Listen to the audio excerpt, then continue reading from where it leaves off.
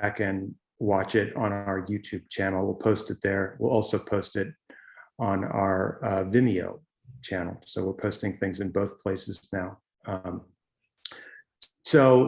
Let's see, it is 6 after, so we're running a little late, but let me introduce our two guests today.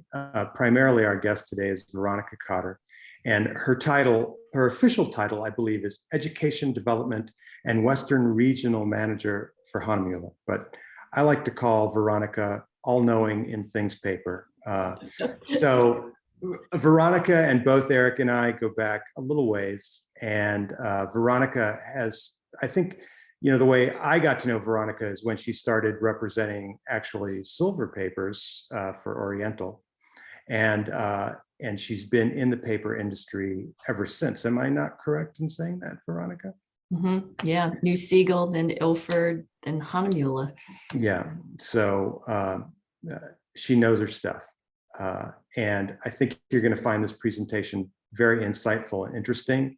I learned a little something new. I think we've done this 3 times, maybe. This is our 3rd time, maybe. Mm-hmm. So we also have Eric Luden, who is the founder of Digital Silver Imaging and my business partner in the business. And a lot of you know Eric because he's also been in the industry for quite a while. He was with me at SBI Sales in the beginning. And then Eric went on to work at Ilford. And then from there, he started Digital Silver Imaging. And I joined him later. Digital Silver Imaging, if you don't know, is the premier fine art lab, we like to think, in the world. We print for international museums and the world's best photographers, as well as just anyone who wants to print for us. We have a very egalitarian approach to printing, is we just want you to print, and that's our approach. We also do excellent digitization services and fine art reproduction, and we are full service lab, and that we do framing, mounting, matting, as I said, shipping worldwide, and the rest of that. So without further ado, let me turn it over to Veronica, and let's get the show on the road. Hey, thanks, Andreas. So I like to think of this more as a discussion and a conversation, because I get to hang out with my 2 friends, Eric and Andrea. And as Andrea said, we go way, way back to SBI days. So it's at least 35 years, if not longer. And as Andrea mentioned, most of my DNA is analog. After 30 years of working on the analog side, I joined Hahnemühle in 2013. And for me, the focus has always been the same: the importance of printing and also paper choice. So I'd like to share a few of the many impressive Hahnemühle highlights that make it such a terrific company to work for. Hahnemühle is a 437-year-old paper mill. It's the oldest paper mill in Germany. And Hahnemühle has been making paper in the same location since 1584. Actually, later this month, on the 27th, we will celebrate our 438th anniversary. So as I said, there are many fascinating and I think cool things about Hahnemühle. One of them is it sits adjacent to a landscape conservation area. So therefore, paper production is environmentally friendly, it's sustainable, and it's very strictly controlled. The emphasis for us is sustainability. And the mill sits adjacent to a natural spring. So we use that water to make paper. When the water goes back into the stream, it's drinking water quality. Our primary paper pulps come from sustainable wood plantations. All of our papers are vegan. We do not use any animal glues or substrates. The mill is totally off the grid. It relies on wind, solar, and water to make the power that generates the mill. So when you think of it, an almost 438-year-old paper mill is totally off the grid. We recently celebrated our silver jubilee for digital fine art papers. We were one of the first companies to make digital fine art papers. And what we did is we took some of our traditional fine art papers and started to coat them for digital. So if you look at our traditional fine art section, you'll see some of the same names for papers in that section as well. I'm going to take a couple minutes and review the digital fine art papers, emphasizing the fine art category of papers.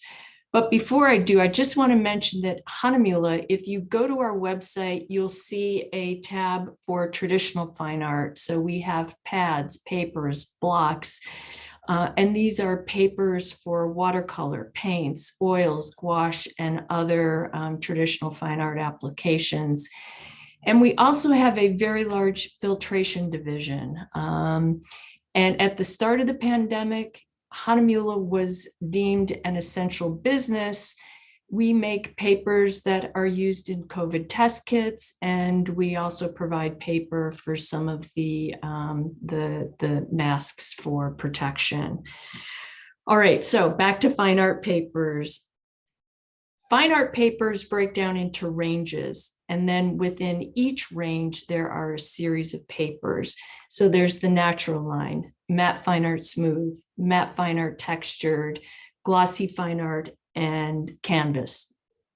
So I want to make the point that all of our fine art papers and canvas, together with pigment inks, we conservatively estimate that they will last with pigment inks 100+ years. So that's an important consideration when you're looking at the work you're making for whatever application.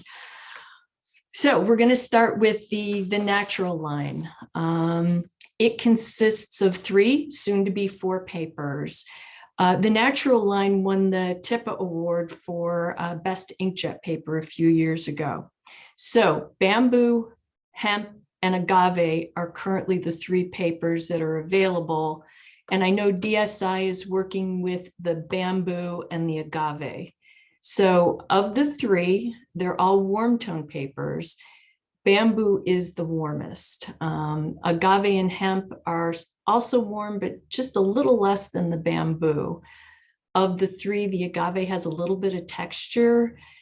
And I have been told by many people that, especially with images with a lot of black, that the agave holds up really well and reproduces these areas with great detail. Bamboo, 90% bamboo, 10% cotton. The hemp is 60% hemp, 40% cotton, and the agave is 70% agave, 30% cotton. They're all 290 GSM. And I mentioned a 4th paper that will be here in the next few months, and that's sugarcane. And that is 70% sugarcane and 30% cotton. It's slightly heavier at 300 GSM. And it also has a little bit of texture, probably the same amount as the agave. So therefore the question is, okay, what's the difference between agave and sugarcane? Sugarcane is slightly warmer than the agave. So stay tuned. In the next few months, we will have sugarcane. One of the impressive things about the natural line, aside from the beautiful range of papers, is that 5% of the proceeds of all the natural line papers, both digital and traditional, go to fund both regional and international environmental protection projects. There are many on the list if you look at the website, but 2 of my favorite, there is a orphaned elephant preserve in Kenya. And the other one, we were working with Mercy Corps in Colombia to plant trees in an area that are typically subjected to slides, trying to reinforce the land.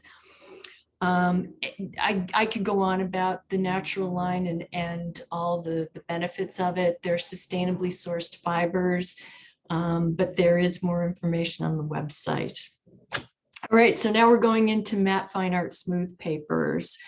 And the first is the rice paper. It's 100 GSM. It's the thinnest paper in the entire range of fine art papers, but also very sturdy. It's got a good heft to it. I know people that make books and stitch it. I know people that make scrolls. They fold it, crease it, stitch it. So don't be put off by the thinness of it. It does hold up quite well. So the next papers are Photoreg 188, 308, and 500 GSM. And I want to point out, anytime you see Photoreg in the name of any of our papers, it means it's 100% cotton. And of those three, the Photoreg 308 is the most popular paper across all brands worldwide. I think part of the reason is Photoreg 308 is one of the first papers that was available for fine art digital printing. And I think people have established their editions over the years on this paper.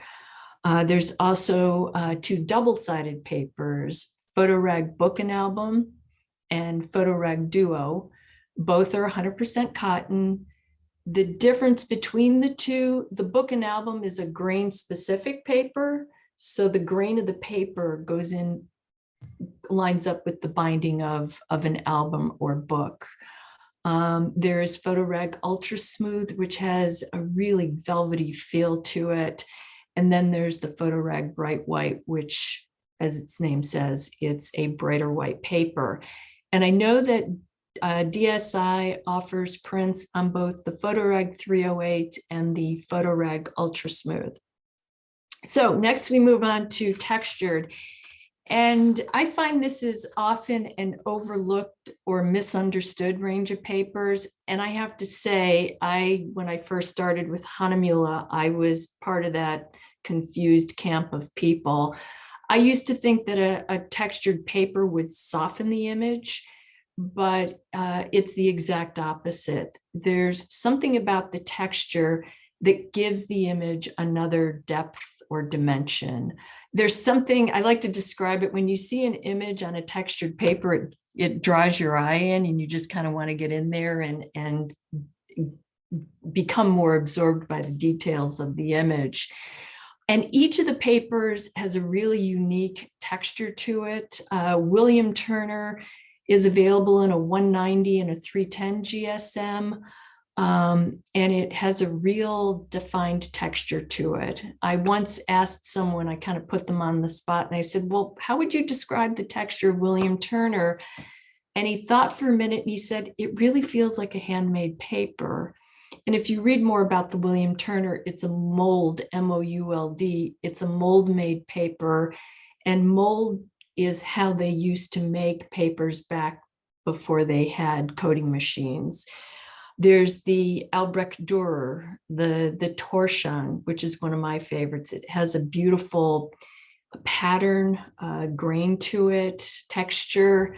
And a lot of times when people use torsion, they will print with the border because the paper actually becomes like a mat for the image. You almost don't have to mat it because this beautiful paper provides a mat of sorts for the image. German etching has a more subtle texture, but it's definitely there. And then museum etching is the heaviest at 350 GSM. Once again, it's really subtle, but it's divine. And museum etching is the paper that DSI offers as one of their paper selections. Now we move on to glossy fine art. And on the face of it, it might be a little confusing when you look at the names of the paper and you see pearl and satin, because those certainly aren't glossy. But when you compare this range of papers to the textured and the matte, by comparison, they certainly are glossy. And this is the range, if someone is trying to replicate a C print, a color print, or a silver gelatin print, this is my go-to. It's the perfect range of papers for those types of images. A fine art pearl is a beautiful paper, wide color gamut. Anytime you see fine art in the name of any of our papers, it indicates that it's alpha cellulose. So we use cotton, we use alpha cellulose, and then in the natural line, we use fibers. Fine Art Baryta Satin, it's a 300 GSM paper. This is one of the papers on my list if someone asks me to recommend something that has the look of a silver gelatin print. Of the ones that I recommend, this has a warmish base tint. It's beautiful, and it has more of a sheen than a shine with the satin surface. The Photoreg satin is a very interesting paper, and it's the only paper in this range that uses matte black ink versus glossy. So where the ink hits, you've got a little bit of a sheen versus a shine. Where there's no ink, it's more of a matte characteristic.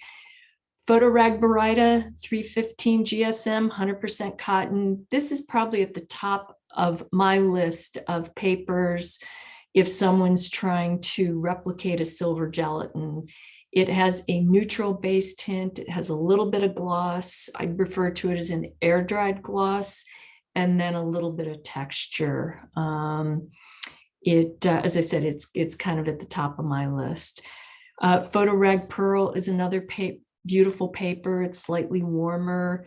Fine Art Baryta is another one of those papers I recommend. And compared to the Photoreg Baryta, it's a little heavier, but not too noticeably so. It's a 325 GSM. It has a cooler base tint. It has a little more gloss and a little more texture. Then there's the Photoreg Metallic. A lot of times when I say metallic to people, they think super gloss, like a Cibachrome. It is absolutely not that. It's 100% cotton.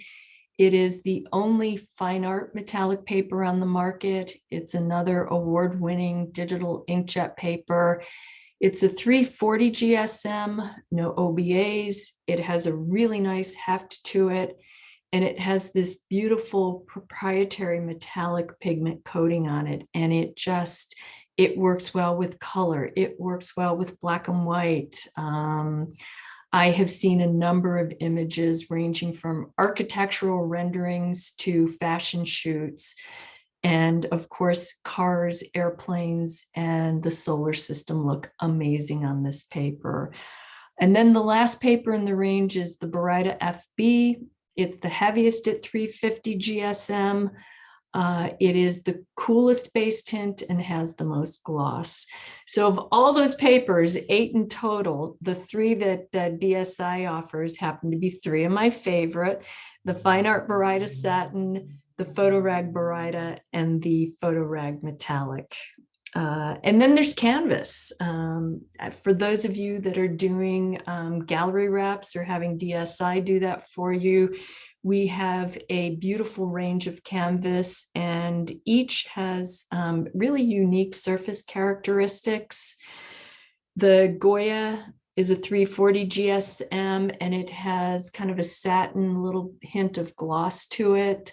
There is a canvas metallic, which not for every image, but for the right image, really emphasizes those elements. There's the Art Canvas Smooth, which is a slightly warm tone, warm base tint canvas. The Daguerre, and then the Cezanne. And the Cezanne is the most unique.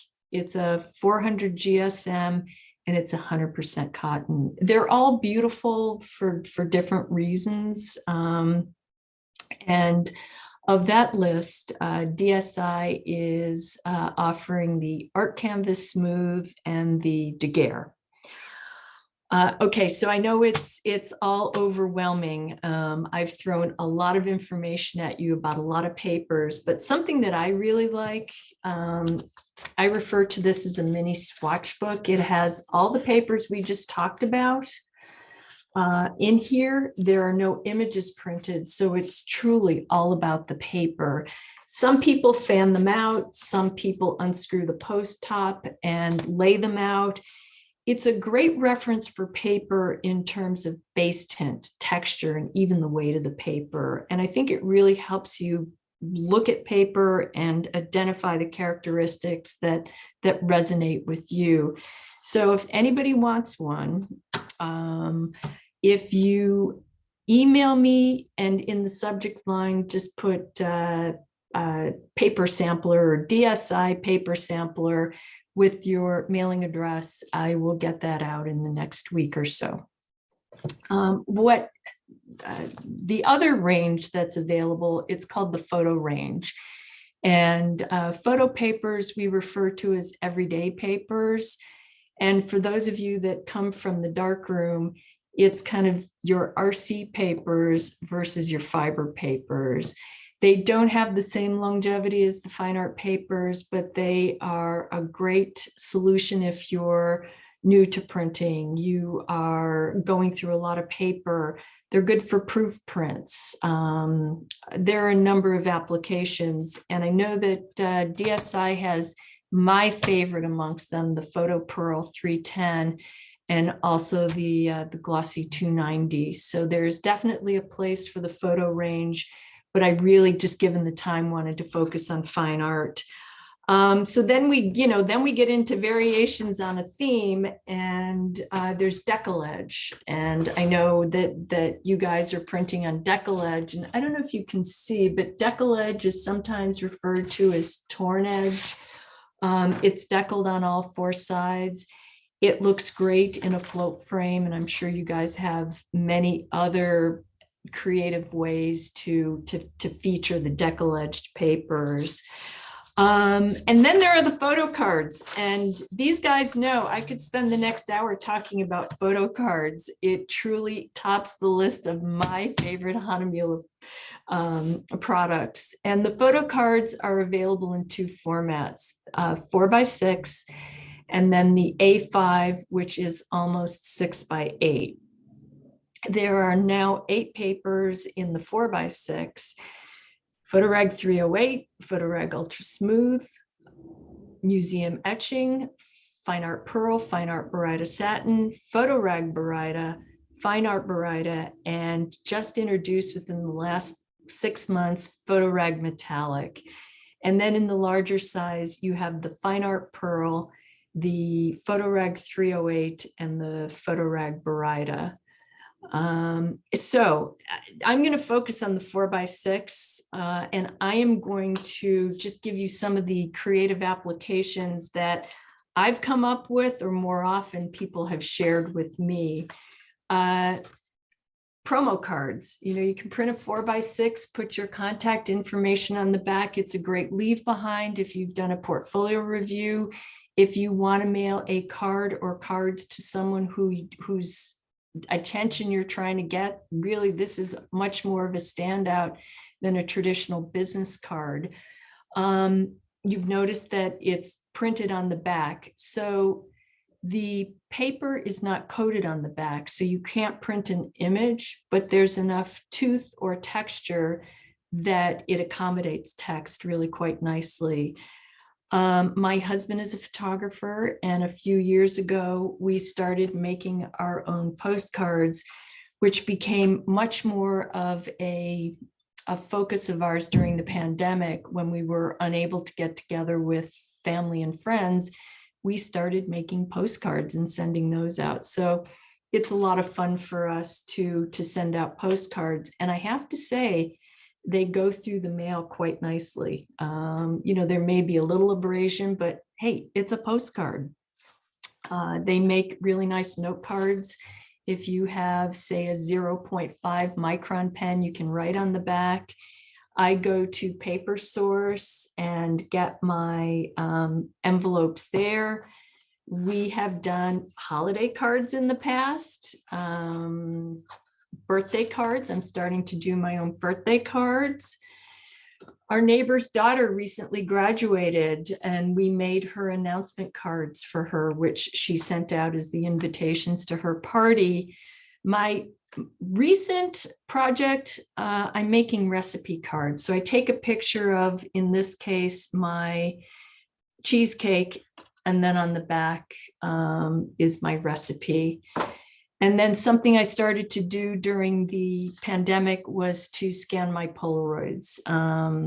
And it was a nice project for me. I could keep the Polaroids tucked away and then share these with family. And it's just a nice reminder for me. My parents are gone and I look at them and just, it brings back many happy memories. And then there's the metallic, which I'm blown away by the metallic on many levels, but with the 4x6, I tell you, with certain black and white images, and I realize it's hard to see, but this is an infrared image, and it really reproduces the infrared image with spectacular results. And then here's another black and white image, and to me, it looks like a tintype. So I especially like the 4x6 in the Photoreg metallic. And I think in my last conversation with Andrea and Eric, they said that they were going to begin to feature the 4x6 cards as a service for their customers, which all I can say about that is, yay. I'm very happy. Yeah. Okay. Well, kind of apropos to that, what we're going to do now is we're going to answer some questions. And Eric is going to go back after we answer a couple of questions and give us a little tour of the Digital Silver Imaging Lab. And so since we're talking about postcards, I'm going to jump around a little bit in the questioning to kind of try to keep a little continuity. Also, Andrea, want to apologize. Andrea, I just want to let everybody know that we are still under kind of a mask protocol here. So I'm going to turn off my video for a second, mask up, and then get ready to walk you through the lab. So okay, still under COVID. All right. So we have a question from Lisa.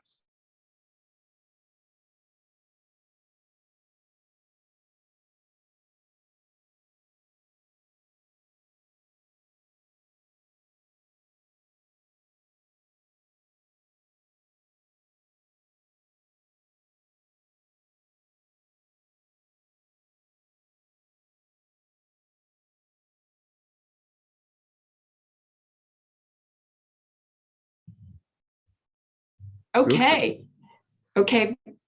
We're recording. So anyway, back in the day, his rep would send the books out, and they're too big for him to carry around. So he digitized these silver gelatin portfolios and began to create what he calls his portable portfolio. So the photo cards are 30 cards to a tin, and he has a whole series in here, and it's a great way to show work and share work.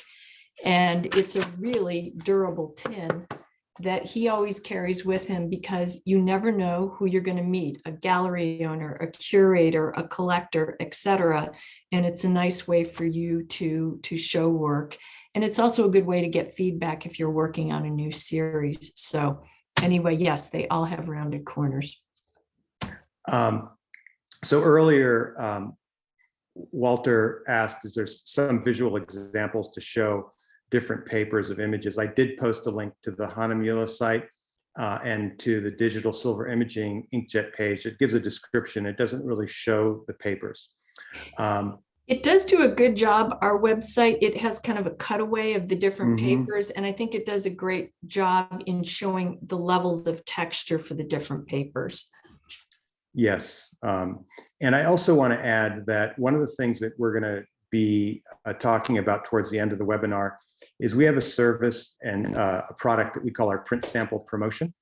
And you can upload to our value print service. You can upload an 8.5 by 11 file, and we print it on 3 different papers, Hahnemühle papers of your choice.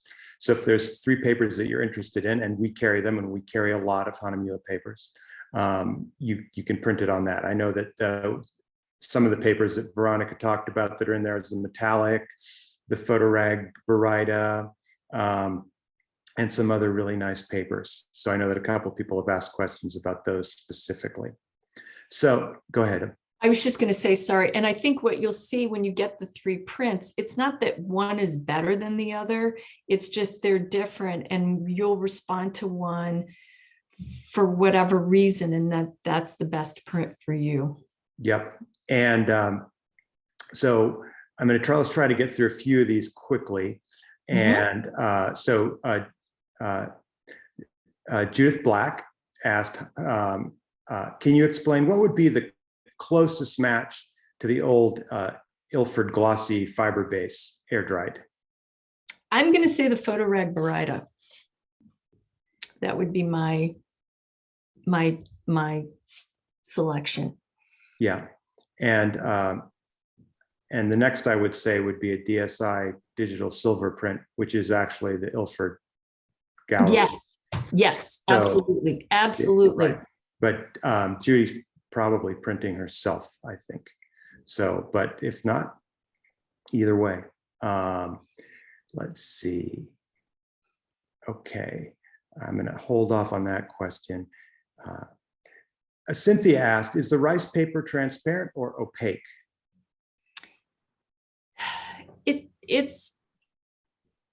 It's transparent. I'll tell you, we use it on our mud porch for window coverings because they're narrow windows. The quote we got for custom shades was way too expensive. So we just printed some images, trimmed them down and popped them up with some decorative push pins. And they don't block all the light, but that's not what we wanted. They blocked enough of the light. Yeah, I would say, like, you know, if you held it up to a window and put your hand behind it, you could see that your hand was there, but you wouldn't see any detail in the hand. You just see the shadow. Right. Yep. Yeah. So I hope that answers that question. And once again, if anybody has questions, don't hesitate to send me a note. So Alan asked, and I'm going to answer this question, Veronica, because it's kind of about sending us a print. He said, if you have a digital image and send it to DSI for printing, can you evaluate from all the papers what would produce the best print? And he said, you know, kind of in quotes, more of a consultation before printing. And the answer to that is definitely yes. You can call us up at any time and tell us what you're going for and what you're looking, you know, what you're trying to do. And then maybe from that consultation, you could go on to our value print site and do the print sample promotion and try 3 of those papers that are in that range, and you'll get a really good idea on which one will work the best for your print. And I think that, I don't know if I was just answering questions in the chat, but one thing I want to say, a lot of what kind of, in my opinion, makes a good paper for your print is kind of the base color also of the paper. And you really can't see that as well until you actually are handling a print, I feel. So I think that's a real important factor. Would you agree, Veronica? Absolutely. Yeah. With so many beautiful options, it really, sometimes you have to see it on a couple different papers to help you kind of refine what it is you're looking for. And sometimes it takes you in a different direction you didn't anticipate.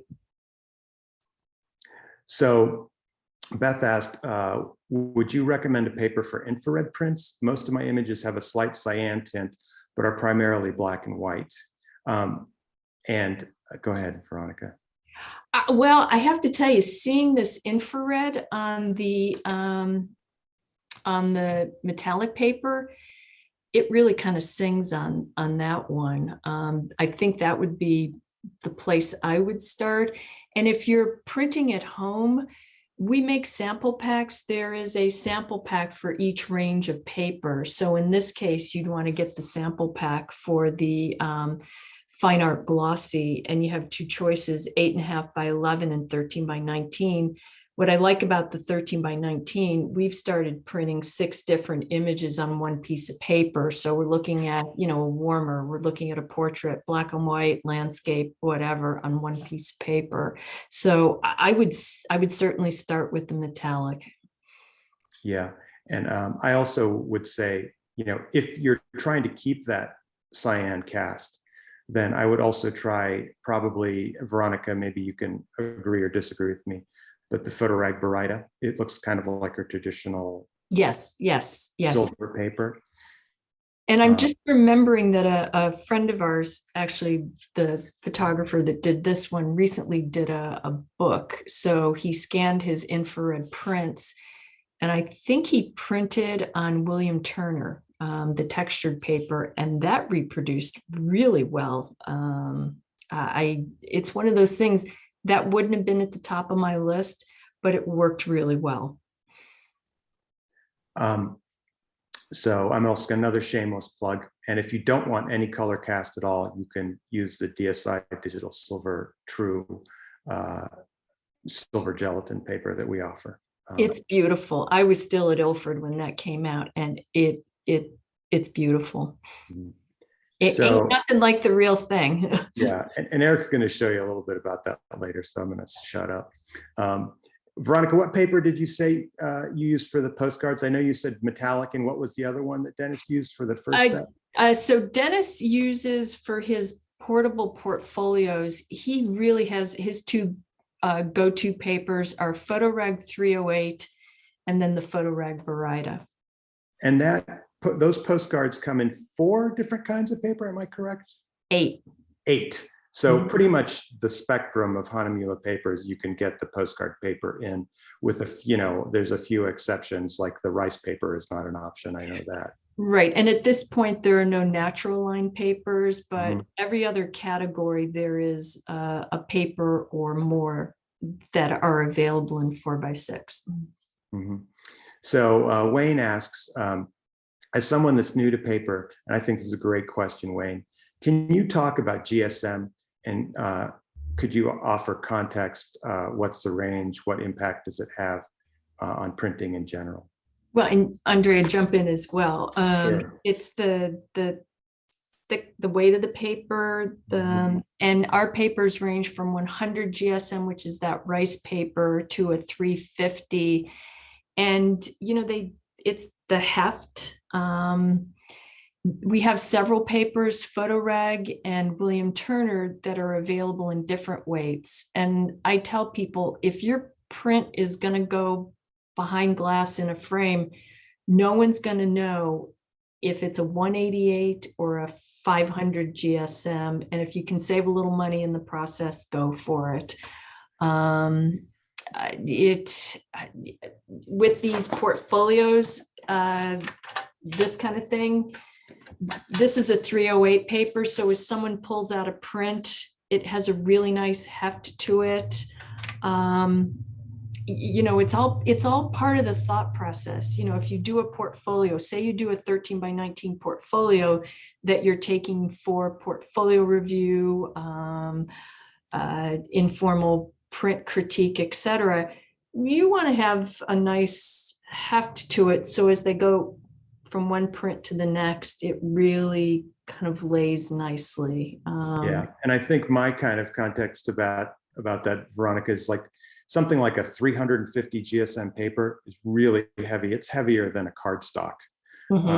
So, I mean, that's a paper with a lot of content, a lot of paper content, and something I would say around, at the other end, which is, what's your lightest fine art paper? 150? The rice paper at 100, and then after that, the Photoreg comes in at 188. Yeah, and the rice paper is about, I would say it's about like 3 pieces of regular, printer paper, about that thickness. So that, hopefully, Wayne, that gives you a little context. And also, Andrea, I'm sure you have this conversation with people. It's not the standard way to display prints just in a frame. I've seen really beautiful presentations that it's a clip system or a magnet system. So if you have heavier paper, it tends to hang better. So these are all considerations when you're thinking about printing and presentation. Yeah. Okay, I'm going to answer a couple of questions here. First, I'm going to just jump ahead to Alan, and Alan asks, how well do the photo cards run through an Epson printer? And we run Canon printers, and they run great through the Canon printers, so I don't see why they wouldn't run any differently through the Epson printers. Yes to that. Yeah, so let's see. Someone asked about profiles. There's a couple of profile questions. Yeah, there's a complete list of profiles on our website. And I'll tell you quickly that before Epson or Canon introduces a printer, they actually send it to Travis McConaughey, our tech applications specialist, and he literally creates the profiles. So as Epson and Canon launch a printer, simultaneously you can download the profiles. Mhm. So as far as printing with us, what we recommend is that you don't use an ICC profile, and I'll tell you why. First of all, I want to say that if you are printing either with us or at home, you have to make sure that you're calibrating your monitor. Otherwise, you're just guessing. Right. So, and monitor calibration is easy, and you can buy a monitor calibrator for around $200, and it's an expense that's worth making. I mean, it's the cost of a nice big box of paper. So, why not? And the other thing, the reason that we don't recommend ICC profiles is because, first of all, we create our own ICC profiles, and we're often tweaking them. And we don't want you proofing your prints in profile mode. So for example, looking at a soft proof on your monitor, then going back into Adobe and changing the print and then doing that. We'd rather just, the results are always better if you just proof it in Adobe and then simply output it with, and if you're printing it yourself, just select the right paper, in the print dialog. So there's a lot of debate about soft proofing, but that's the way we feel about soft proofing. And I know there's a lot of the experts that feel the same way that we do. But make sure that you've got a good profile. I mean, the Hahnemühle profiles are good, but I know that there's some other paper companies whose profiles are really not very good. So yeah, I've heard good things about our profiles. And I know that in a lab environment, you guys create your own, which, kick it up a level. Yeah. So listen, we're gonna try to get to all the questions, and but right now I'm gonna see if we can't get Eric back. I think he's ready here. Yay! So let's see. I'm trying. The thing is, when you run a webinar, it's amazing. All your technology stops working. Like my email stopped working. I tried to cut and paste into the chat, and that didn't work. And now it's working. And now my phone, I can't. I'm having trouble with texting to Eric on my phone. But oh, there's Eric. So, can you hear us, Eric? Do you want me to text him? No, I see we've got a live image, but I think let's see. Eric, can you hear us? Okay, hold on a second, Eric. We're gonna make you the primary image here. If I can.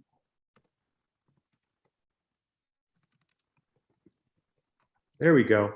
So Eric is taking us now on a little walk through in the lab. You guys hear me? Yes. Yeah, we can hear you. Okay, so some reason my earpods aren't working. So I'm What gonna did I have to say? yeah, I told you. So can you understand me okay? Yes. Okay, so anyway, I'm just gonna walk you through the lab just to give you a little sense of what we do here. Our main printing room in there with Joe, who's feverishly working away. Hello, Joe. We are a Canon print house.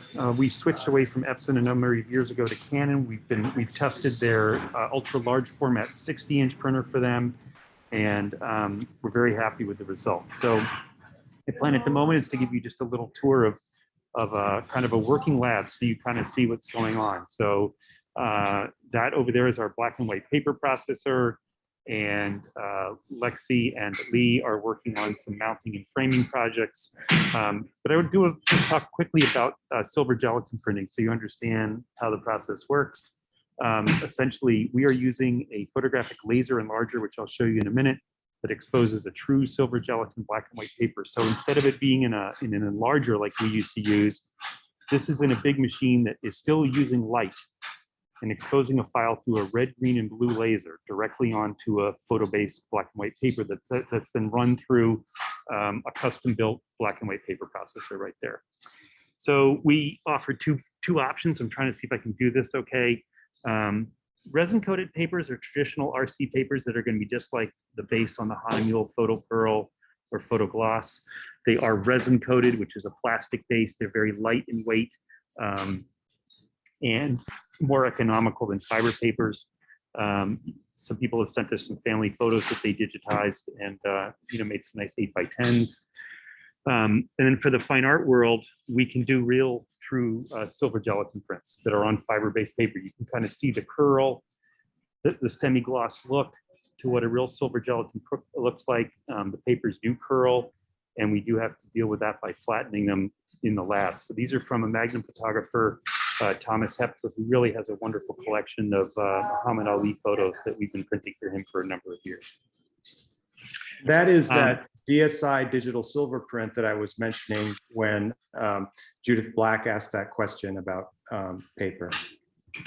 And obviously, so those are the only two papers that we offer. So if there are people who want, for instance, a matte version, we do have, this is on the, I can tell right away, that velvety finish that Veronica was talking about. This is on the Hahnemühle Photoreg Ultra Smooth. And this, I believe, if I'm looking at it, another nice black and white image is on the Photoreg Baryta. So Lexi and Lee working diligently away. A clean lab is a good lab. So they're working on mounting and finishing. And then out back here, we have Bonnie, who is working on packaging and trimming, and everything is done by hand here very carefully so that we are inspecting all of the prints that we do for people. And the last part I'll show you, this is our dark room, now the light room. So that is a light jet. I realize it's not focusing right away. Hold on, see if that works any better. The light jet is a photographic laser enlarger. These were, if you've heard of a digital C print, I'm sorry, this isn't focusing. This sometimes does this. I can get it to go back and recalibrate. Yeah, there you go. So a light jet is a photographic laser enlarger. It's similar to a Lambda printer. And what they do is that they literally look like an MRI machine on the inside. It's a big drum. Paper is loaded in total darkness in this machine and exposed using the tricolored laser. It is then taken out and put into the black and white paper processor, which is the only custom built black and white paper processor designed for this process. I will say we are not the only lab in the world that does this service. However, this is the only processor that was built with my former colleagues at Ilford. So it is completely customized to the black and white silver gelatin process. So that's kind of cool. And this is just kind of some other projects that are in flow in the lab. So what I'm going to do now is just walk back to my office. I'm going to turn off my video for a minute, and then Andrea, if you want to field a couple more questions, and then we can show how the upload process works.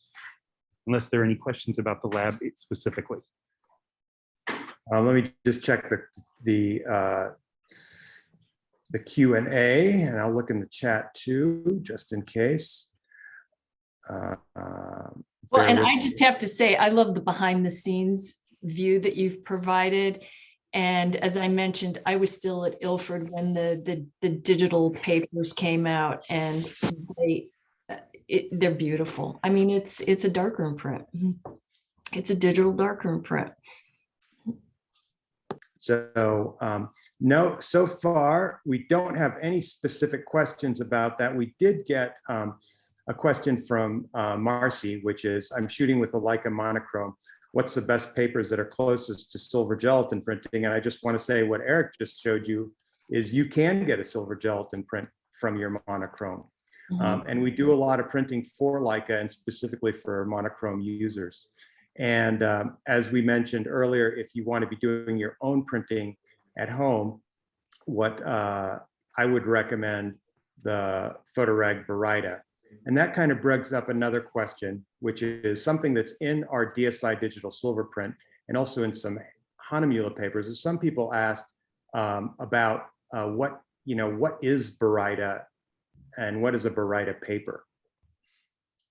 Baryta is that barium sulfate coating, which my understanding is that's on darkroom papers, analog papers as well. Yes, it's what gives it kind of that air dried look. Yeah, it's actually kind of a clay. that's put into the coating. And then the emulsion on a silver gelatin paper, then the emulsion is coated on top of it. And it's the same thing on an inkjet print, is the ink sits on top of that baryta layer. Originally, it was before they added that stuff called barium sulfate. The silver gelatin layer was coated kind of directly onto a base, and the prints, I guess back then, really early days, we're talking, look kind of flat. So the barium sulfate or baryta layer added a little more depth and allowed the coating of the silver gelatin to be on the surface more. So that is why Hahnemühle and other companies have added that same layer to give more depth and sort of darkroom feel to inkjet papers. And I think too, it helped people as they transitioned from analog to digital. If they thought there was kind of a comparison with what they were using on the analog side, I think it helped ease the transition. Yeah. Yeah, hold on a second. Oops. I just screamed an answer in the chat, but I'm trying to do two things at once, and that's never good. So I'm going to slow down a little bit. Somebody, let's see. I got a question about which calibrators I liked, since I went on about calibrators, and I like the Color Bright calibrators, but the data color ones, the spider ones are good as well. So I think I pinned your image, Eric, to the screen here. So I don't know if you can go and unpin yourself, but let's get back to some more Q&A, shall we? Because we're approaching our hour and we have so many questions. So I'm gonna go back up to one of the earlier questions we had, which is from Rich Schlooning, and I hope, Rich, you're still there. But Rich asked, what paper would you recommend for acrylic face mounting? Oh, well, you guys answered that one. I mean, there's one that I know of, but you guys go. We have to, anytime you use the application of face mounting, which means that you're actually sandwiching a print between a layer of acrylic and a completely optically clear adhesive, and then the print, and then some sort of backing material on it. And so I have the print over there, but it's kind of out of the way. So you have to use something completely smooth. And the reason being is that anything with any texture creates air bubbles. So we use the Hahnemühle Photogloss 260 GSM paper. It's nice and smooth. It lays flat. It does a great job. So we've been using that.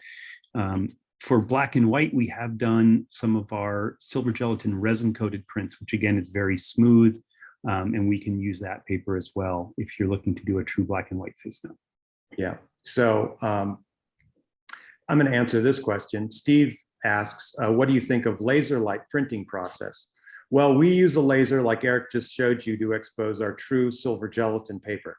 Now, there's a difference between that and what a lot of labs use. They might use a Kodak paper or a Fuji paper. And those papers are called chromogenic papers, and they use a dye. Unlike an inkjet print, which is through a Canon or an Epson professional printer, which uses a pigment.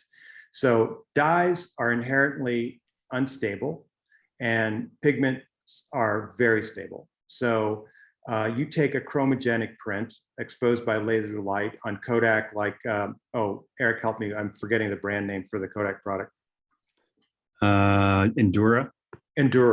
And or Fuji Crystal Archive. Or Fuji Crystal Archive. Crystal Archive is pretty good, but Kodak Endura, once exposed to any UV light at all, basically you cut its archival life more than in half. So it can be dramatically altered.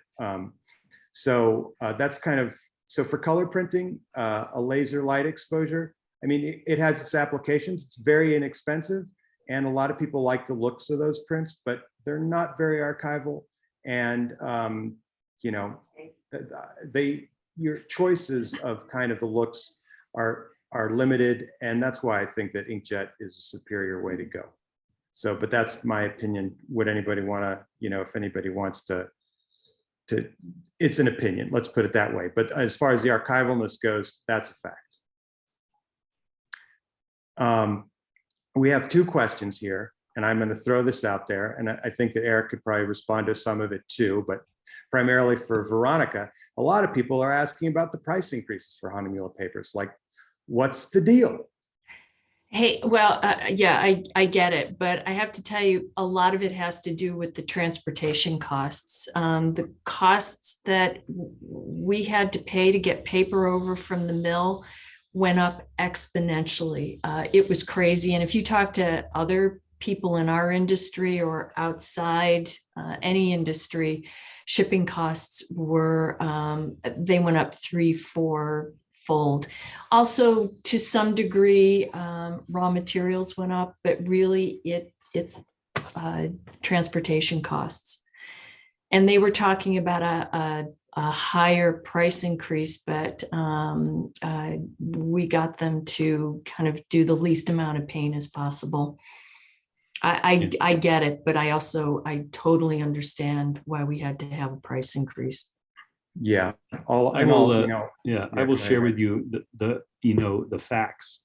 A shipping container from Europe to come to the United States was between $5,000 and $6,000 pre-pandemic. The same size container using the same shipping methods is anywhere between $20,000 and $28,000 now. Mhm. So it's not insignificant. No. Everybody is feeling the pinch.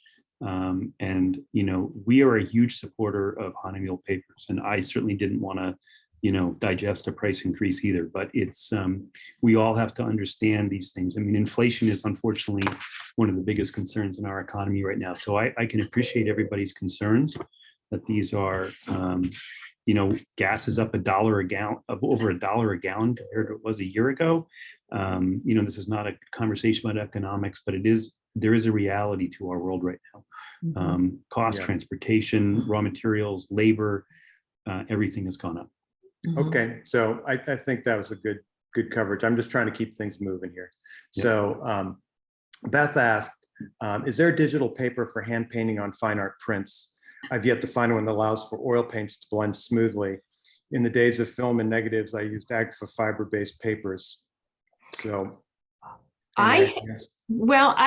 it's funny, that question comes up more and more where it's a kind of a mixed media where someone prints a photograph and then they apply oils, paints, whatever.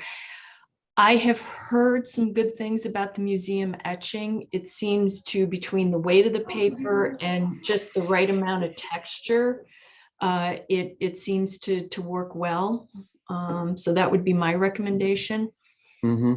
I've also heard of people that are, especially if you have a heavier kind of paint application, people are using clear gesso on the surface of the paper, and that also isolates the paper.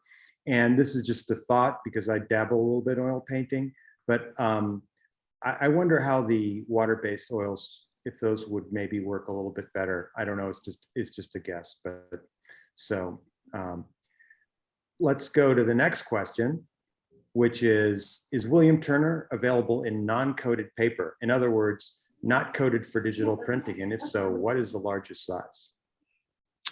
Yes, and I don't know, but I can find out. The Swatch book for traditional fine art papers is probably 3 times as thick as mine for fine art. So I'm not sure who sent that, but if you send me a note, I promise I will. You can go on the website and go under traditional fine art. But if you send me a note, I will get together with my buddy Joe Domeyer, who is my counterpart for traditional fine art. So Kelsey asked a really good question. I hope she's still there, or he. Sorry, Andrea. I know I feel the pain. So, so the question is. Can I ask some questions about how to market to photographic customers? As a point of reference, I've been able to sell exactly 0 upgrades to a print on fine art. Perhaps positioning the product as an upgrade from photographic paper isn't the right approach. Can you discuss?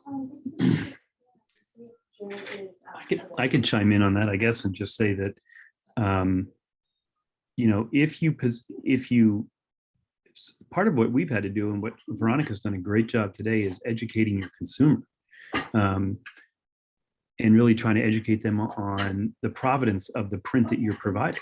You know, is it archival? Is it an heirloom thing for them? Is this a family photo that they want to be able to pass down for generations? You know, if you look at your family photos, the old black and white ones have held up better than the color ones you did in the 70s and 80s. So I think the idea there is to sort of offer people that what you're selling is, or providing, is a truly archival thing that will last generations.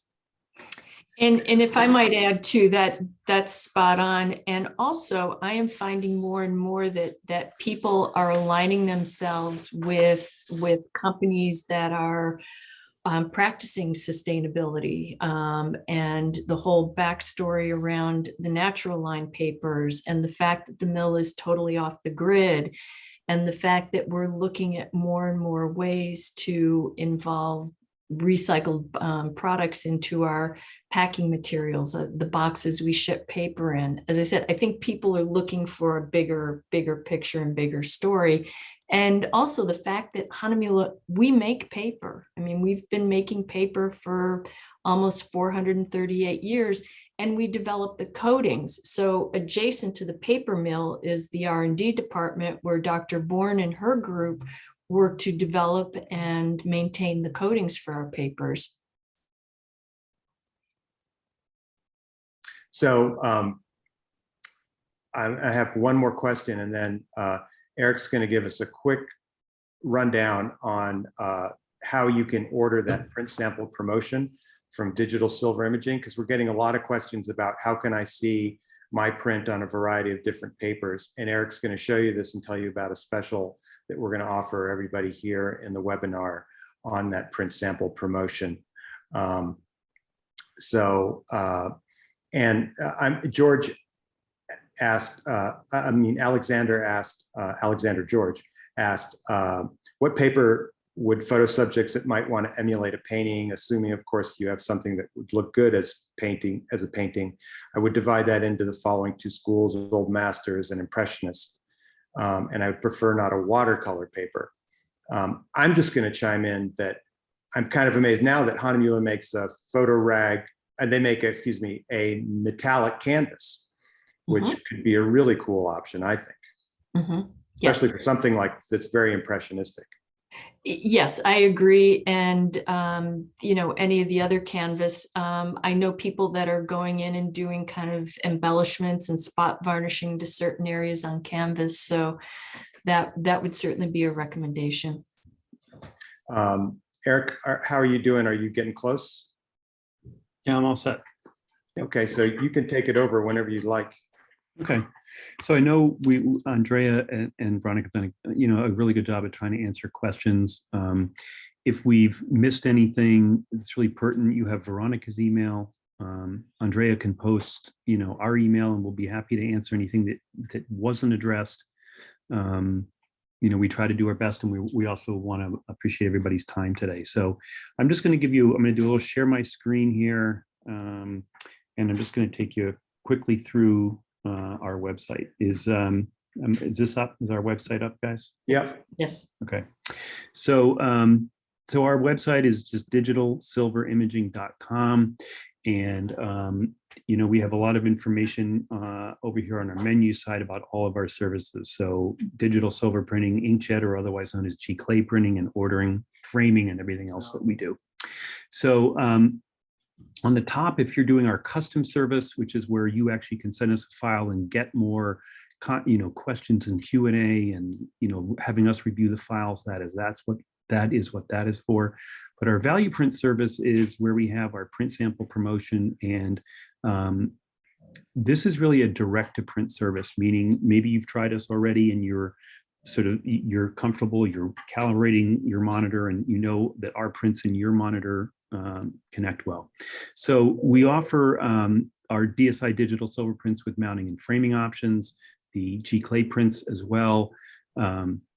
This section down here is for prints only. So if you're just ordering prints only, it's a slightly different application, but that's what that is for. And again, this service only allows JPEGs. So if you're working in Photoshop or exporting out of Lightroom, just export at a level 10 JPEG or higher, and you'll be fine. We've seen no difference in quality. So for the print sample promotion, this is where you would want to try that.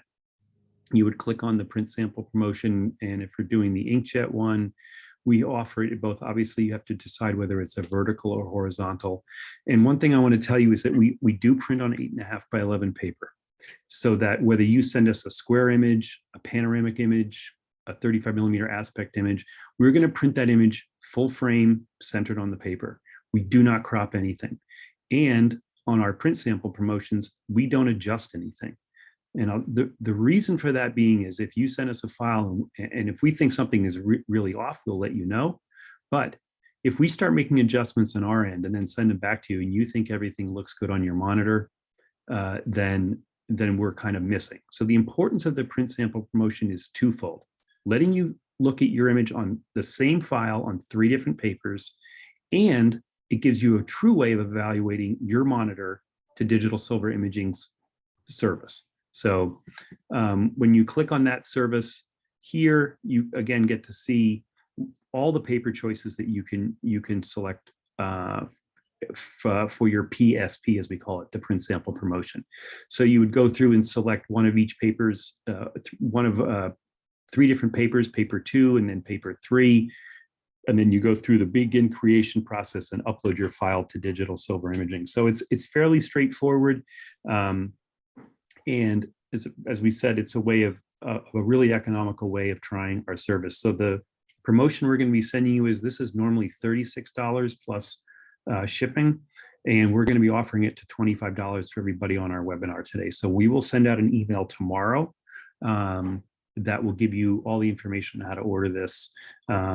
Most people will select first class shipping or priority mail, depending on where you live or if you have a PO box. But and because you're selecting 3 different papers, we do ask, it's normally like a 7, maybe a 6 to 10 day turnaround time, depending on production in the lab. But we do try to turn those around as fast as we can. We will put a sticker on the back of each paper so you don't have to guess which paper you've selected. And then we also include basically a coupon that gives you $25 off your first order with us over $75. So essentially, with the promotion we're offering you, you're getting 3 8.5 by 11 prints for free, as long as you place another order with us, which of course we hope you do.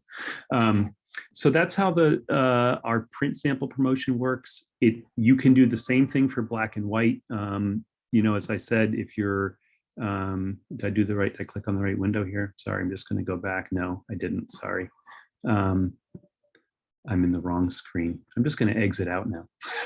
But you can do the same print sample promotion for our 2 black and white papers. So on that, it would be sending us 1 file formatted to 8 by 10 at 300 DPI, and we'll make a print on the Photo Pearl and on the fiberglass. The DSI digital silver prints. And a lot of questions ask about color space and DPI. So we do use Adobe RGB for our color space, and files are printed at 300 DPI. So again, we've given you a lot of great information today. And if you're not furiously taking notes, just email us, give us a call, and one of us here will answer any of your questions. Because we love to talk about printing and paper. Yeah. And, for all of, I'm just going to put a little shameless plug in for printing in general. If you own or have invested over $1,000 in a camera, which, any good, decent DSLR is like that, and you're not printing, I really would ask, why are you spending all that money on a really good camera? Because you could post and view anything you want on Instagram and social media, but the beauty of holding a print is a totally different experience than looking at a bunch of photos online. You walk into a gallery. Why do you go to a gallery? Because you're walking around a room looking at somebody who's taken the time and effort to make a beautiful print. And I would bet that everybody on this call who came here to ask about papers is here because you're curious about it. So whether you print with us, whether you get a good inkjet printer and print at home, whether you send them to someone else, it's really important to think about that process of turning those really beautiful files, whether they're from a trip or you've archived old stuff, into beautiful prints. I think that's such an important part of the process, because we all know that files sometimes don't last, and it's important to pick your favorites and make something memorable out of them.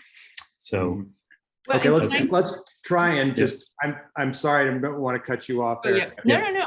I just want to zoom through as many of these questions as we can. We're at the hour and 15-minute mark, so I think we're going to try to maybe wrap it up in the next 10, 15 minutes. So I've also posted my email in the chat. So if you have questions for me too, or questions specifically about DSI, it's Andrea@digitalsilverimaging.com. So not too hard to get. I think I have a typo in it, but it's in the .com, but I think you all can figure that out. So let's get back to some questions. What size do the decollage papers come in, Veronica? They come in 8.5 by 11, 17. 13 Yeah, by 19. Yeah, because we inventory all three. Sorry. Yeah. Yeah. I should know that off the top of my head.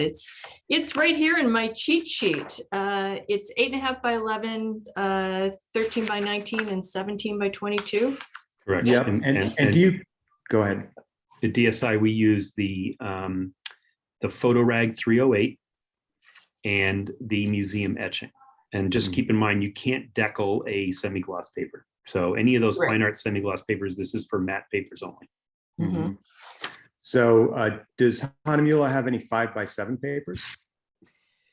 No, but trust me, a few of us have asked. So stay tuned. We keep pushing and pushing. Hey, we never thought it would, we'd have the Photoreg metallic in 4 by 6, but we kept pushing. So anyways, not yet, but I hope at some point. Eric, quick question. Alexander asks, can we mount the canvas to mat board?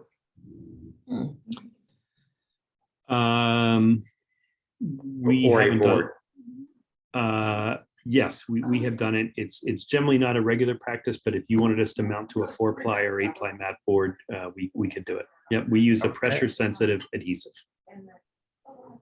Okay. Let's see. Moving through here. Okay, hopefully we can get a quick answer to this. Steve asked the importance or not of baryta layer, and then question mark, alpha or cotton or both, question mark. Well, I'll tell you that anything in the fine art range, alpha cellulose, cotton, bamboo, agave, hemp, sugarcane, they're all equally archival. It's just we use a variety of substrates. So one's not better than the other, and they're all archival with pigment ink. Yeah, I think you want to look for that, and the fine art Hahnemühle papers are archival, and that's what's important. So Alan asked, this is a big question, and I'm gonna answer it, and then you guys can take a crack at it. But for portfolio reviews, what size paper would be best for reviews? And I think my answer is, what size print is best for your work? So if your work looks better large, then I think you should print it large. If your work, if a 13 by 19 sheet is easy for you to handle, and I think that your work looks good, you think your work looks good on that size sheet, that's what I think you should do. Veronica or Eric, do you have a? Yeah, one of the things I like, again, I know people aren't all shooting with a 35mm aspect ratio camera, but for those of you who are and are printing full frame, you have to keep in mind that aspect ratio is a big part of this issue. 8 by 10, 11 by 14, 16 by 20 are not proportional to our 35mm aspect ratios, and we get this a lot. So the one thing that's really great about a 13 by 19 sheet of paper is if you are shooting with a 35mm aspect ratio, you can print the image 12 inches by 13 inches, 12 inches by 18 inches, and leave a nice half-inch border all the way around the image so that you can touch it somewhere without your fingers on the image. Veronica, do you have anything to add to that? My frame of reference is 13 by 19.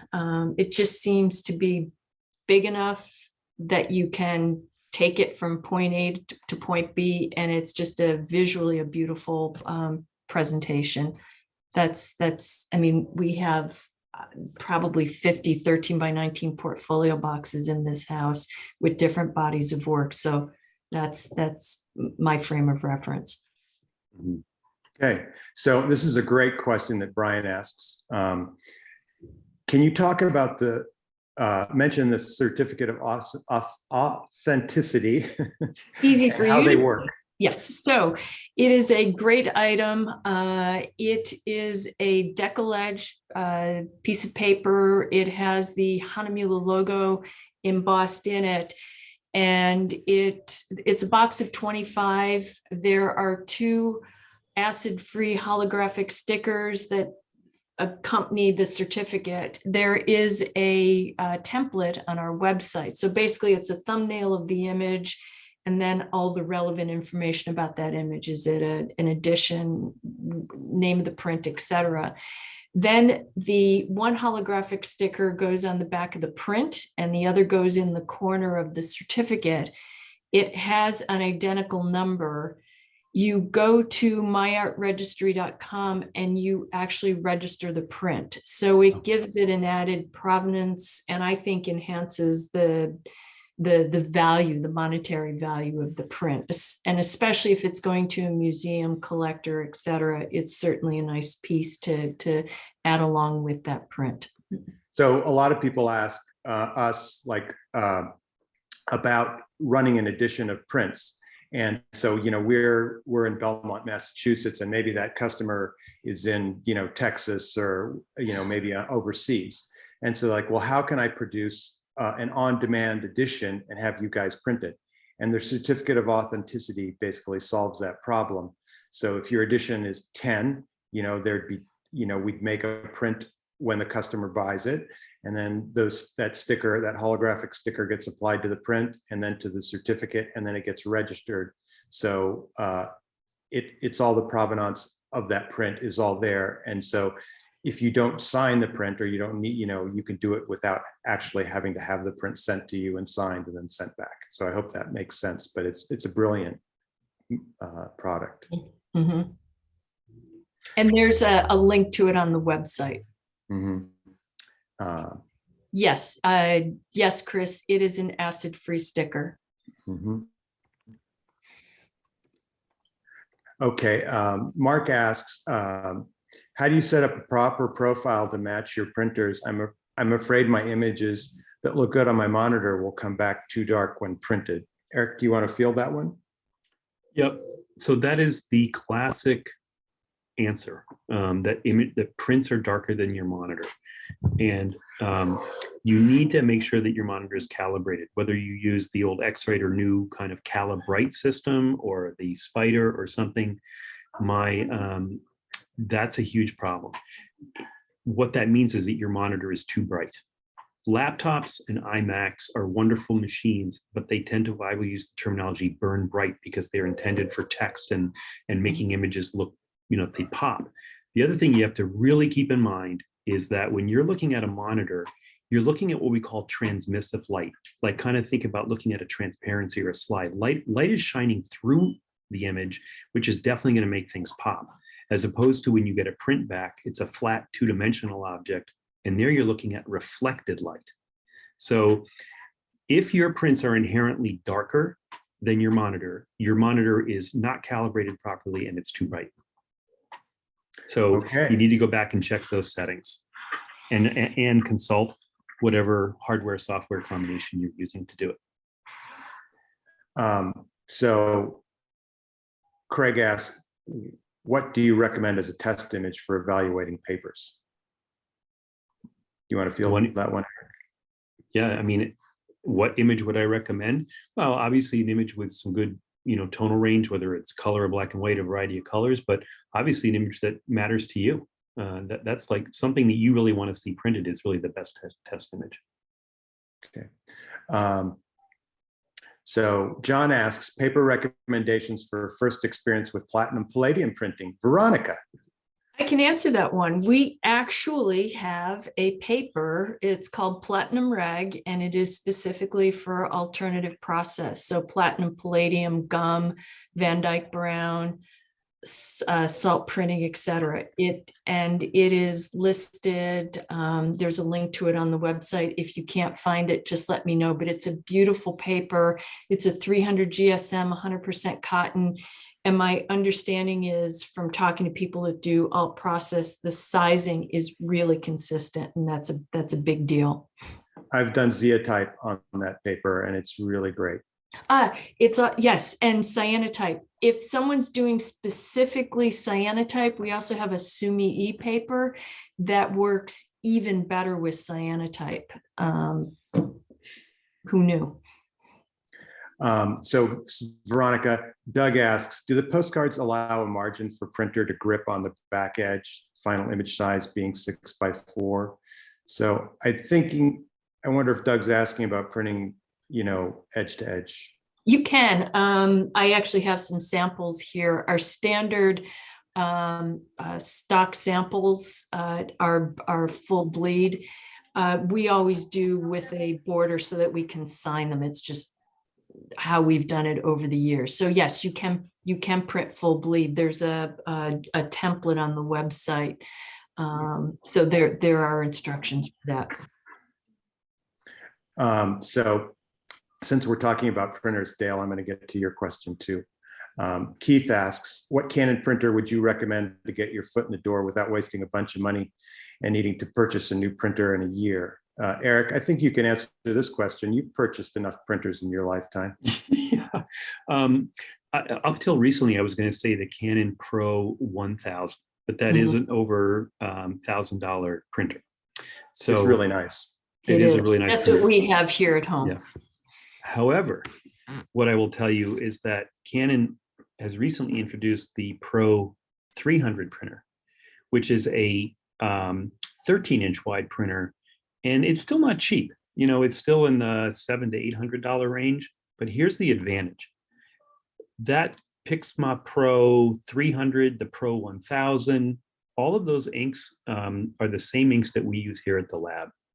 So one of the advantages is if you're printing, if you made some test prints, 8.5 by 11 test prints or 13 by 19 test prints on any of those two printers I mentioned that are smaller format desktop printers, the 300 or the 1000, and you send us a print and say, this is what I did, it is much easier for us to be within calibration and being able to match your print to something here, because the two large format printers I showed you, the Pro 4000 and the Pro 6000, which are 44 inches wide and 60 inches wide, use the same inks.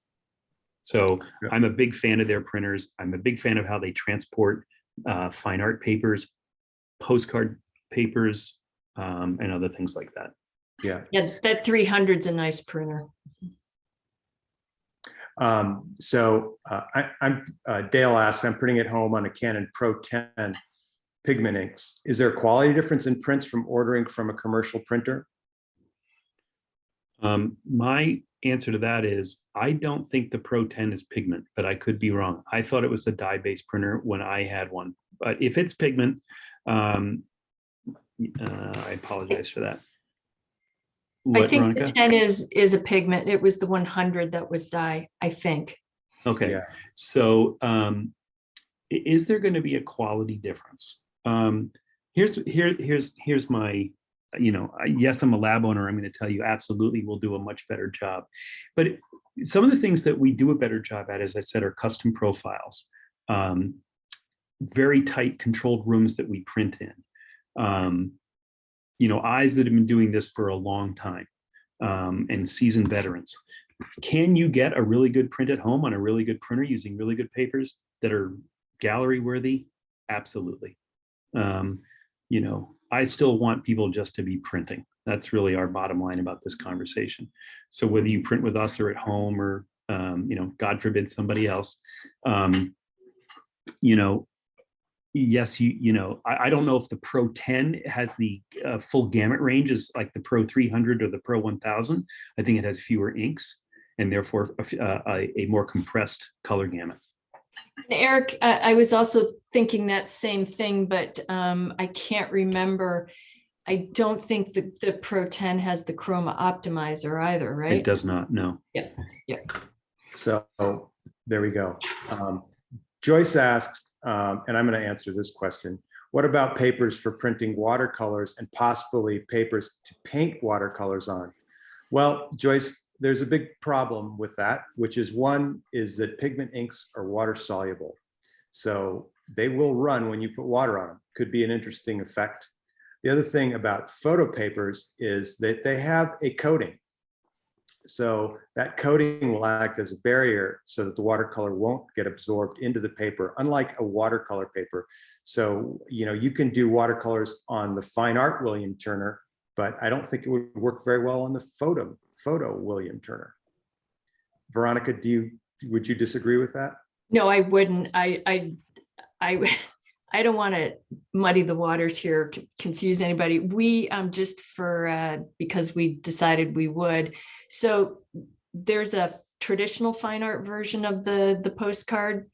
So we thought, what the heck? And so therefore it's uncoated. We ran it through our Pro 1000. It was really pretty good results. And then Dennis went in and did some hand coloring with pencils. Mm-hmm. Yeah, but if you put water on it, then the ink would start to run. Yeah. Absolutely. Yep. So Marcy asks, as a person new to printing, can you say something about margins? Also, what size relates to 35 millimeter proportion, and how does 8.5 by 11 work with that proportion? Eric, do you want to answer that question? Sure. So as I was saying before, if you're not cropping a 35 millimeter aspect ratio camera, the ratio is always what we say 2 by 3. So if it's 4 inches on the short dimension, it's 6 inches on the long dimension. 8 inches by 12 inches. So when you ask about 8.5 by 11, the problem is not the problem, but that would mean you'd have to sort of shrink your image down and decide about margins. Some people would say, okay, I'm just going to center the image on there and let the one margin be narrow and maybe the top and bottom be wider. Some people would say, okay, I'm going to bottom weight it, meaning I'm going to have the top and the side margin be the same and let the gap be at the bottom, if that makes sense. Which is before what I was saying, why I think 13 by 19 is such a great paper size for 35 millimeter, because you get 12 inches, again, be 2 by 3, 12 inches by 18 inches centered on a 13 by 19 sheet of paper, and your borders are a ½ inch. It's the absolutely perfect size for 35 millimeter. And it's a reasonable portfolio size for you to take around and show people, because it's not too big. You can tuck it under your arm in a portfolio box. So that is by far my favorite paper size. Yeah, and so I'm just going to skip ahead here. And I just want to mention to people, if you don't get your question answered, you can either send it to Veronica via email or to me at Digital Silver Imaging. But Lisa asked, can you print from film negatives, or does everything have to come to you in a digital format? And I just want to tell Lisa that we can definitely print from a film negative. What you do is you'd send it to us, and then we would scan it on our state-of-the-art. We wouldn't scan it. We'd actually do an image capture on our state-of-the-art phase 1 camera with our phase 1 camera, and give you a tremendous digital file that you could print from, or we could print from. So the answer to that is yes.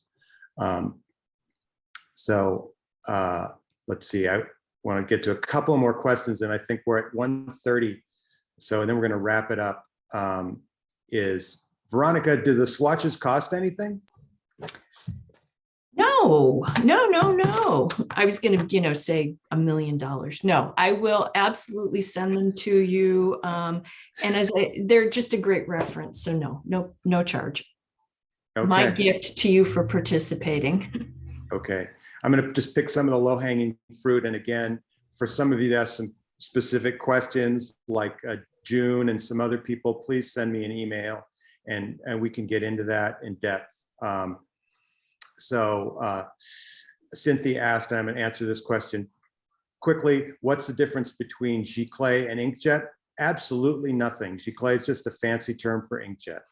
And June also asked, what would be the closest match to Cibachrome? And do you have a paper which matches the old Portriga or Alpha or Agfa silver bromide photo paper? So for the Alpha silver bromide photo paper, I'm going to say the DSI digital silver print. And Mhm. again, I'm going to say, and Veronica, you could disagree with me, for the Photoreg Baryta, for a traditional photo paper look, and for Chrome, man. Well, so there are papers that can emulate the Chrome look. We have printed on some of them because Chrome was on a white polyester film made by DuPont. So there are inkjet papers that are still available to print on. You know, I know Veronica talked about, you know, the metallic, but the metallic does have a little more tooth to it than a really ultra smooth Chrome paper. So if somebody very specifically wants to ask about that, just email us and I can tell you. But yeah, it is literally called white polyester film inkjet paper. And wouldn't that be more RA4 than like a Fuji Flex or It's going to be like, yeah, so a Chrome, Fuji Flex. Yeah, it's not going to be the exact same, but that white polyester film that, you know, is more of a commercial product and it's not considered a fine art product. Really cool looking, but it's a different application. Yeah, I think a lot of it too is also on how you handle your file in post-production. So let's see. There was a question in there, I think, from Wayne about how large we can print. So okay. if I could answer that, Wayne. So on the pigment, inkjet, or G clay prints, whatever you want to call them, all the same thing. Our printers go up to 60 inches wide by kind of unlimited length. So that's as wide as we can print here on the inkjet printers. And for the silver gelatin papers, the Ilford paper is 50 inches wide. So we basically say that the usable width is about 48 inches, again, by whatever length. We have made a couple of silver prints that were 48 inches, 4 feet wide by 10 feet long. And I got to tell you, they were pretty cool. Were those the prints for the Photoville? No, they actually went into the Smithsonian Air and Space Museum as part of the Lunar Reconnaissance Orbiter project we did. We did do some prints for Photoville that they weren't a single image. They were a combination of images on rice paper, though, that were 30 feet long. Were they 30 feet long, Eric? Yep. Yeah, that was a little bit of a nightmare.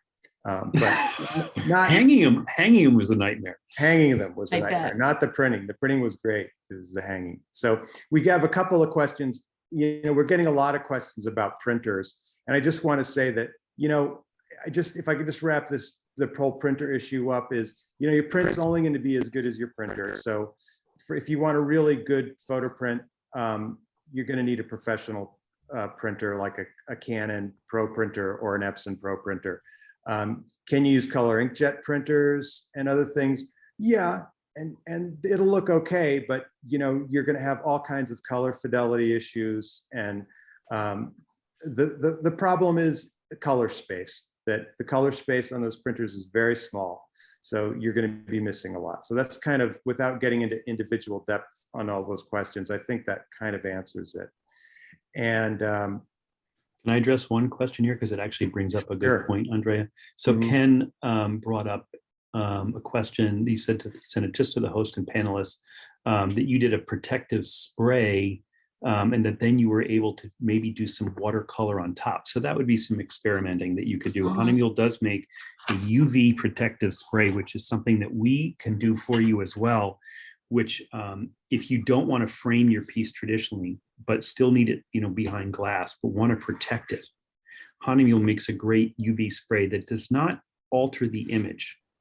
In other words, it doesn't add a texture or a I'm going to coating. talk to no, it doesn't at all. Nope. Yeah. Nope. So it might slightly intensify the Dmax a little bit, like punch up the contrast a little bit, but it's not like a varnish that, you know, adds a coating. But the UV spray is quite good for adding archivability to unframed pieces. So if that's something you want us to do, we can do that here as well. let's see. Brightness setting. Okay, I have a couple of questions about brightness setting for monitors. Can you answer that, Eric? Below 100. Mm-hmm. Somebody said 80 to 100, and you know, again, I think I'm trying to remember the exact setting that Joe uses here on our monitors. I think we are at 100 for Okay. brightness or candle. I can't say the word. Never mind. Okay. Very good. I think that's a good point to wrap it up for this afternoon's webinar. What would you say, gang? Hey, you know, we Yeah. could talk forever, and we have. We So could. I guess we have to call it at some point. Yeah. Right. Yeah. But this has So- been, you know, we love doing these. And I think especially, you know, I will tell you that this webinar by far had the highest number of registrants that we had. We know that, you know, about 50 to 60 people that register show up. So I want to thank everybody that registered and stayed with us today. You know, it's really kind of the most, you know, obviously it's our lifeblood. Printing is our lifeblood. Printing is Veronica's. And it may not be your lifeblood, but it should be your passion. And just really being able to, you know, hold and have the tactile experience of a print in your hand, whether it's us, as I said, or, you know, whatever it is, take that step and enjoy it. It's such a different experience than crowding around an iPhone, an iPad, or a monitor. It's so much fun. So anyway, I want to thank everybody for showing up today. Veronica, again, you are a wealth of information, and you are so generous with your time and information. And, you know, not too many people would you get on a webinar where someone's going to give you their personal email and offer you to send you a Swatch book, like for free. You know, maybe send us some coffee beans our way or something, but That's no. it. But don't forget, look for your emails, because we're going to send you the promo code for the print sample promotion, so you get that special price. But that will be everyone that registered for the webinar. You'll get that response email probably tomorrow with that code in it. So yeah, start thinking about what print you want to send for what image you want to send for that print sample promotion. And if you're printing at home, I would suggest ordering up a Hahnemühle sample pack and start the process rolling. So, and if again, great questions, and thank you to our audience. And I think that that's it for us. And a big thank you to Veronica again, and to Hahnemühle. Hey, I always enjoy hanging out with you guys. We haven't been able to do it in person in a long time, but hey, this is the next best thing. So, and thanks to everyone who hung in for, wow, an hour and 45 minutes. Well, one more question, and this has come through in the chat, and I tried to answer it several times. Where can people go to buy Hahnemühle product? Oh, well, any of the outlets where they buy any of their other photo supplies. You know, New York City has a number of dealers out here in California. There's Freestyle in Los Angeles, up in the Pacific Northwest, because I know there's somebody from Portland on this, Pro Photo Supply. So I always like to support local. So your brick and mortar camera stores, Hunt in New England, Hunt has stores in Massachusetts, and I think New Hampshire as well. New Hampshire, Maine, and Rhode Island. And okay, if you need help with any of that, just send me a note and I'll tell you who your local-ish dealer is. Yeah, Jerry's in New Jersey. Alan mentioned that in the chat. So yep, Mike's Camera in the Denver area, if you're in Denver. Yep, and Mike's actually has a store, several stores in Northern California as well.